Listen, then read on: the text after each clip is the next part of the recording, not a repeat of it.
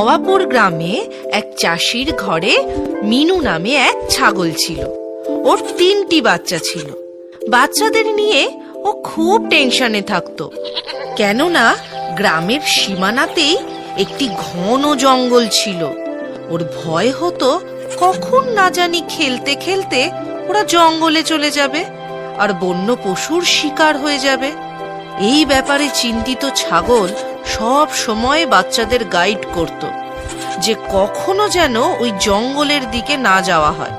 কিন্তু একদিন ছাগলের বাচ্চা চাষির বাচ্চাদের যে খাবার এনে দেয় তার সঙ্গে কথা বলতে শোনে যে জঙ্গলে তো এমন সবুজ চারা চারিদিকে ভরে থাকে। শুনে ওর চারিদিকে সবুজ চারা দেখার ইচ্ছে হয় আর ও চুপচাপ জঙ্গলের দিকে চলে যায়। যখন মা ছাগল এটা জানতে পারে তখনও খুব চিন্তায় পড়ে যায় আর সঙ্গে সঙ্গে নিজের বাচ্চাকে খুঁজতে বেরোয়। ওদিকে ছাগলের বাচ্চা খেলতে খেলতে সবে মাত্র জঙ্গলের কিছুটা ভেতরে ঢুকেছে, অমনি 3-4টে হায়না এসে ওকে ঘিরে ধরে। এটা দেখেই ছাগলের বাচ্চাটি ভয় পেয়ে যায় আর জোরে জোরে ডাকতে থাকে, নিজের মাকে ডাকতে থাকে। এই দেখে সব হায়নারা হাসা শুরু করে দেয়। বাহ, কি তাজা তাজা মাল! যদি এটাকে পরশুদিন পেতাম। পরশুদিন আমার জন্মদিন ছিল না, পার্টি আরো জমে যেত। আরে তাহলে কি হয়েছে? Belated happy party.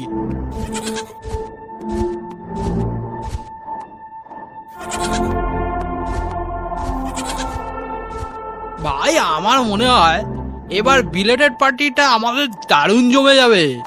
হ্যাঁ, 250 গ্রামের সাথে 1 কেজি ফ্রি।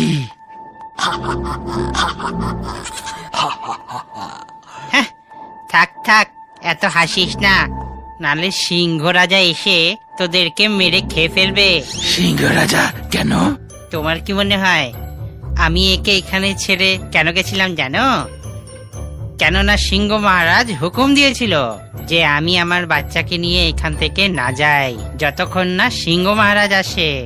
ওনার আসার আগে যদি তুমি আমাকে বা আমার বাচ্চাকে মেরে ফেলো তাহলে কিন্তু সিংহ মহারাজ তোমাদেরকে ছাড়বে না। শের মহারাজ বুঝবেন কি করে যে আমরা তোমাকে মেরে খেয়ে ফেলেছি? তুমি কি সিংহ রাজাকে বোকা ভাবো? উনি কিন্তু জঙ্গলের রাজা। ওই দেখো, ওই হাতি রাজাকে উনি আমাদের উপরে নজর রাখতে বলে গেছে। শুনলে? তুমি এবার চাইলে আমাদেরকে মেরে খেতে পারো। শুনে এবার 4টে হায়নাই চিন্তায় পড়ে গেল আর নিজেদের মধ্যে বলা বলি করে, বন্ধুরা, হাতি রাজা তো আমাদের ব্যাপারে বলে ফেলবে। তাহলে কি করব? আর কি করব? প্রাণ বাঁচিয়ে চলে যাই। সিংহর মুখ থেকে শিকার তোলা এত সোজা কথা নেই। চলো পালিয়ে যায় ভাই। বলতে বলতে 4টি হায়নাই ওখান থেকে চলে গেল। হায়নারা যেতেই বাচ্চার প্রাণ বেঁচে গেল ভেবে ছাগল বাচ্চাকে নিয়ে তাড়াতাড়ি পালাতে শুরু করলো গ্রামের দিকে। এবার ও কিছুটা এগোতেই ওর সামনে সিংহ এসে পড়ল। ওদের দেখেই সিংহ গর্জন করে ওদের দিকে এগিয়ে গেল। এই দেখে বাচ্চা ভয়েতে মায়ের গায়ে সেটে গেল। সিংহ এক লাফে ওদের সামনে পৌঁছে যায়। তখন মনে মনে ভয়ে কাঁপতে থাকা মা সাহস করে বলল, দাঁড়ান সিংহ মহারাজ, না হলে সিংহী রানী রেগে যেতে পারে। কোথায় সিংহী?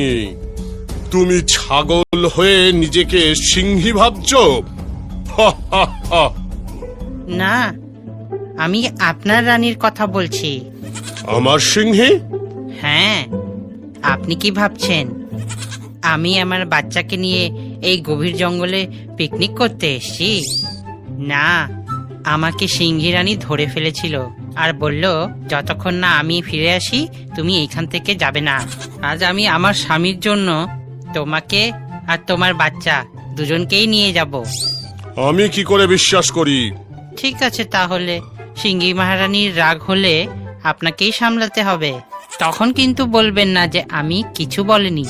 যদি তাও বিশ্বাস না হয় তাহলে আপনি ওই কাককে জিজ্ঞাসা করে নিন। সিংহী মহারানী ওকে আমাদের উপরে নজর রাখতে বলে গেছিল।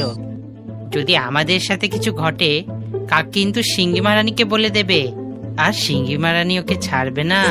পারলে ওই কাকটাকে তাড়িয়ে দেখুন, ও আমাদেরকে ছেড়ে যাবেই না, কারণ সিংহী মহারানী ওকে হুকুম করেছে। শুনে সিংহ কাককে তাড়ানোর জন্য গর্জন করতে থাকে, কিন্তু কাক এক জায়গা থেকে উড়ে আবার কাছেই আরেক জায়গায় গিয়ে বসে। এই দেখে ছাগল বলে উঠল, কোনো লাভ হবে না সিংহ মহারাজ, কাক সিংহী মহারানীর হুকুম মানবে না, সেটা কি হতে পারে? ঠিক বলেছ তুমি, কাক তোমাদেরই গোয়েন্দাগিরি করেছে, তাই যাচ্ছে না। থাক, সিংহীর সাথে পাঙ্গা নিয়ে কি হবে, আমি চলে যাচ্ছি। পরে তো সিংহী তোমাদেরকে আমার জন্যই নিয়ে আসবে। বলতে বলতে সিংহ ওখান থেকে চলে যায়। ওরা যেতেই ছাগল ওর বাচ্চাকে নিয়ে তাড়াতাড়ি নিজের গ্রামের দিকে এগোতে থাকে। আর কিছুটা এগোতেই সামনে সিংহী এসে পড়ে। তাদের দেখেই সিংহী গর্জে ওঠে। ওকে গর্জাতে দেখে বাচ্চা মায়ের পেছনে লুকিয়ে পড়ল। আজ আমার সিংহ রাজা দুটো তাজা শিকার পেয়ে খুব খুশি হয়ে যাবে। বাহ, স্বামী স্ত্রী হয় আপনাদের মতন, দুজন দুজনকে সত্যি খুব ভালোবাসে। তার মানে? রোজ আপনি সিংহর জন্য শিকার করে নিয়ে যান। আজ সিংহ মহারাজ আপনার জন্য আমাদের শিকার করার প্ল্যান করেছিলেন। তো করলো না কেন? বলেছিলেন সিংহী গুহাতে ফিরুক, তারপরে আমি তোমাদের শিকার করে নিয়ে যাব। আর সিংহীকে আজকে আমার তরফ থেকে পার্টি। সত্যি? সিংহ রাজা আমার সম্বন্ধে আজকে এই ভাবছে? হ্যাঁ, আপনি গুহাতে জানতো আগে, উনি এসে আমাদেরকে নিয়ে যাবেন। ওকে, কিন্তু আমি চলে যেতে যেতে তোমরা যদি পালিয়ে যাও? আমরা এখনো তো পালাইনি। আর আমাদের উপরে নজর রাখতে সিংহ মহারাজ এই খরগোশকে রেখে দিয়ে গেছেন।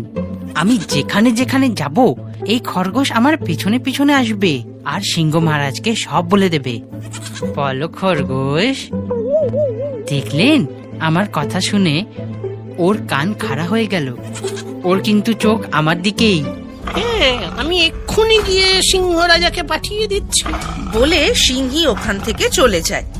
ছাগল এদিক ওদিক দেখে নিজের বাচ্চাকে নিয়ে গ্রামের দিকে দৌড়তে থাকে।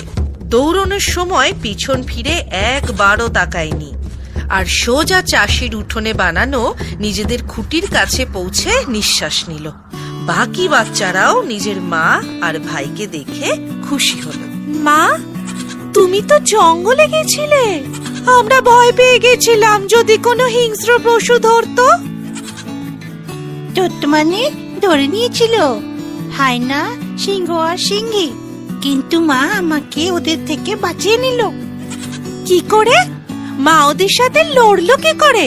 বাচ্চারা, লড়ার জন্য শুধু শক্তি না, বুদ্ধি এবং ধৈর্য দুটোই লাগে। একটা কথা সবসময় মনে রাখবে, বিপদ আসলে কোনোদিনই ভয় পেয়ে যাবে না।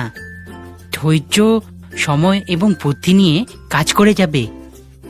এইভাবে তুমি প্রত্যেকটা বিপদের সমাধান পেয়ে যাবে।